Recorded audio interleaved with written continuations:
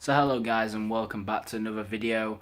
Currently I'm in London right now. I'm just staying overnight at this hostel in Kensington. Just stayed in 2 months ago. It's decent. It's not the best that I've stayed in, but it's it's it's basically what it is. You know, it's worth the money. So tomorrow I'm off to London Heathrow to attend a business conference slash event. Now, today I arrived in London about 6:30. Today's the 9th of January. Today and yesterday there was a tube strike in London. So all of the underground services, like a lot of the stations were actually closed and there were only a couple of lines that operated special services which only stopped at certain stations as well. And the one that I needed to get on, obviously, being me with my luck, most of the stations were closed, so I couldn't actually get the tube from Victoria Coach Station to South Kensington. So I've had to walk it today. It's not been too bad. It's about 50 minutes walk. It's 2.4 miles, I believe. The only bad thing about it is some idiot in a Mercedes decided to drive straight into a puddle and splash me. So I kind of got drenched, but you know, everything's fine. Also, I brought a suit carrier, right, to put my suit in. And I was going to leave it on the hangers, freshly ironed and pressed, and carry the suit carrier. But I really didn't want the hassle of having to carry a suit carrier with me, along with everything else in a backpack. So I decided to fold everything and put it in my little suitcase. It's basically like, it's just like 2 centimeters too tall to be cabin luggage for all the airlines that I actually fly on. So I can't use this as cabin luggage. So I actually use this as my main luggage, or I'll use a bigger case most of the time. But I decided to fold everything up and put it inside there. Now, bearing in mind, like, the actual shoulder width of the shirts overhang by like this much, so I had to fold it in some unusual ways, and the worst thing happened. It wasn't too bad, you know.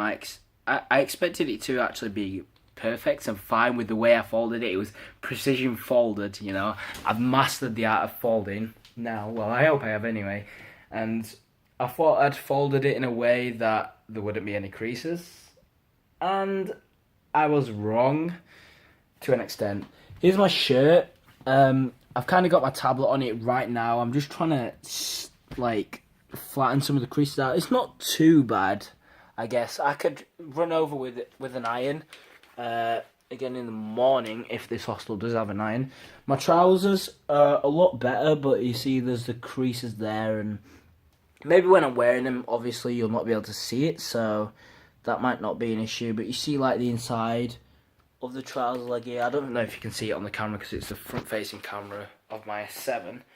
But, you know, it needs ironing again, regardless. My suit jacket is actually fine. It's just the top part near the shoulders where the arm actually joins on. It's not too bad. That doesn't actually need ironing, so I'm going to leave that. It's mainly just my shirt. One second. It's mainly just my shirt and my trousers, really. You know, my shoes are fine. They got a little bit squashed, but they'll be fine once I've got them once I've got them on my feet. So yeah, I'm off to London Heathrow in the morning. I'm setting off about 6:30 in the morning, 7 o'clock. It starts around 9 o'clock, so I'm gonna make sure I'm at Heathrow for 9. But that will only be possible because the tube strike is supposed to have ended at 6 o'clock tonight. So hopefully, if the tube services are back running, I can get on the Piccadilly line straight to Heathrow. If not, I've heard that they have bus services running anyway at the moment to like make up for the loss of the tube services. So if you've got any tickets for the tube or anything, then you can actually use the bus service. As soon as I've got an Oyster card anyway for London, all the buses use Oyster cards as well, so it's not really a problem. But if there's no means of me getting to Heathrow, I'm going to have to get back on the bus back up to Yorkshire and then leave it till another time, which is, I really won't be happy if I have to do that at all. You know, I've I've literally spent most of the day traveling to get down to London, and if I've got a spot on my nose, by the way, that's kind of irrelevant. But I really don't want to have to be traveling back up to Yorkshire. I've made my way down here now. I'm in London. I'm staying in London until I get this event done and sorted. So yeah, that's basically just telling you what I'm doing right now. I'm trying to, 2017, you know, I was down in London at 2017. You know, I've been saying all of 2016, you know, I'm going to upload all these videos. I'm going to document everything that I'm doing. But, you know, I haven't actually had the time to, well, I say I haven't got I haven't had the time. I probably have. I've just been too idle to actually get up and do something about it and like edit my footage from all my trips and stuff, because I've done Cinque Terre in Italy, Paris, Brussels, Zurich, Venice, which I got stranded in Venice for an extra 3 days. I had €80. I managed to get back to the UK. I managed to book another flight, 3 nights accommodation, food for 3 nights, transport around Italy, transport up from London to Sheffield on £80. Like, I still don't know how I did it. I literally came back, and I'm not joking here, I had 20 € left, and that's literally it. Like, nothing else. And it was a crazy experience, but it taught me a lot about finances, or personal finances, and, you know, the value of money, really. I had to make do with what I had, you know. I had no other choice. I was stranded in a foreign country. I've never been stranded like that, ever. Like, I wasn't scared in a way, because I just thought to myself, you know, it's my problem right now. I have to sort it, or else I'm not getting out of here. You know, it's either go home or get stranded in Italy, which I really didn't want to do at that moment in time. So, yeah, it's been very good. I've been doing a lot of travel over these past 3 months. At the end of this month, I'm going around Europe with a friend.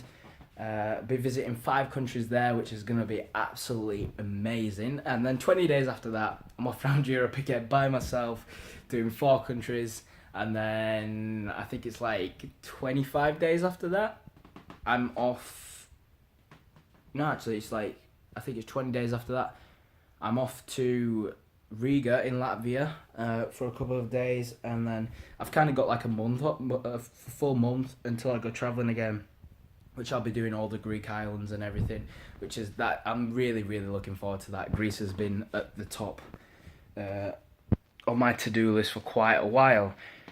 And then after that, literally I'm booked up till March, and then everything after March is basically just free time just to mess about and everything, and like figure out what I'm going to do. I've got plans with other friends to go around Europe and Caribbean, you know, just everywhere possible, really. I'm just gonna keep going, keep traveling, but I'm gonna expand my reach and, you know, go places outside of Europe, and I don't know, just go places different, you know. Places I've been in the past 3 months have all been similar in a kind of way, because it's Europe, and, you know, same currencies, similar traditions, and, you know, it's not much difference. I want something that's different and that'll be memorable in a different way.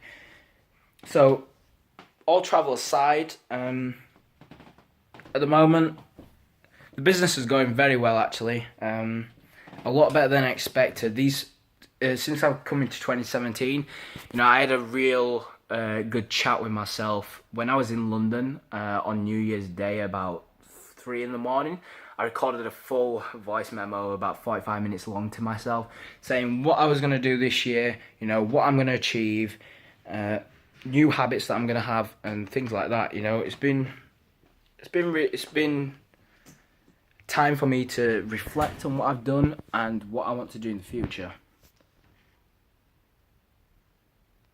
So seeing as I've been talking for about nearly 10 minutes now, I think it's time to round this off. I know I haven't spoken about much, and I just really wanted to update everybody on what I'm doing right now. But I'm going to round it off and just basically talk about happiness in a way. I have realised over the past 8 months that to live your life and You know, enjoy every single moment.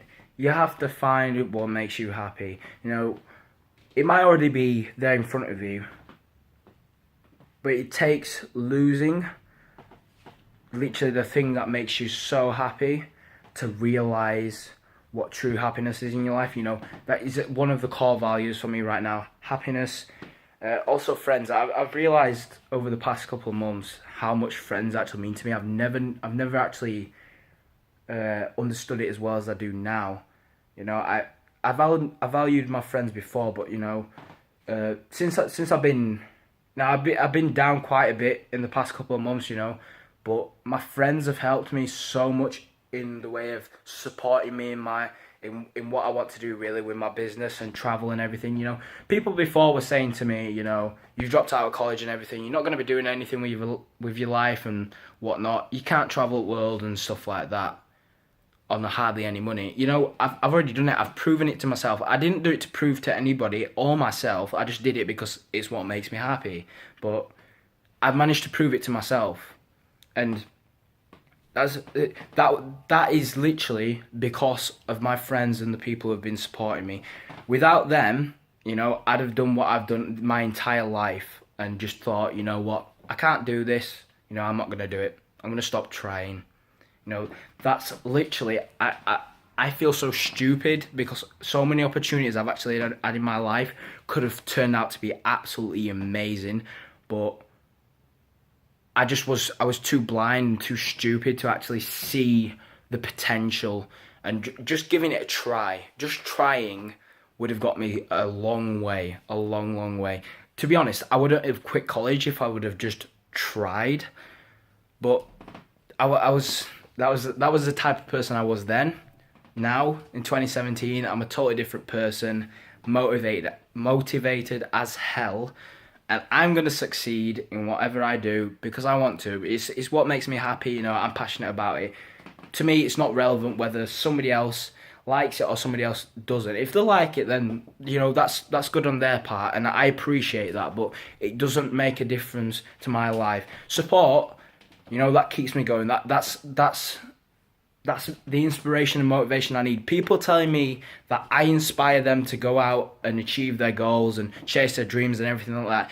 I've literally in 3 months, I've gone from just working at McDonald's to being able to travel, running my own business. You know, doing so many things that people envy and that I envied before, and I'm doing it right now at this moment in time. And 3 months ago, I was a completely different person. You know, I've learnt so much in these 3 months by myself, doing what I love, than I've ever learnt in my entire life. And to go from the person that people look down at to the person that people look up at is such a good feeling. Like, you wouldn't if you don't feel that way right now, you wouldn't understand. It's a thing, like, you've got to experience it to understand it. It's just one of those things in life. So I'll round this video off right here. Stop talking for a bit because I seem to just ramble on. So thank you very much for watching this video. I'm sure there will be more to come. I'm not going to promise anything right now, but I hope you have a brilliant start to the year. Mine certainly has been already, and I will continue to push forward with my ambitions in my life. Thank you very much.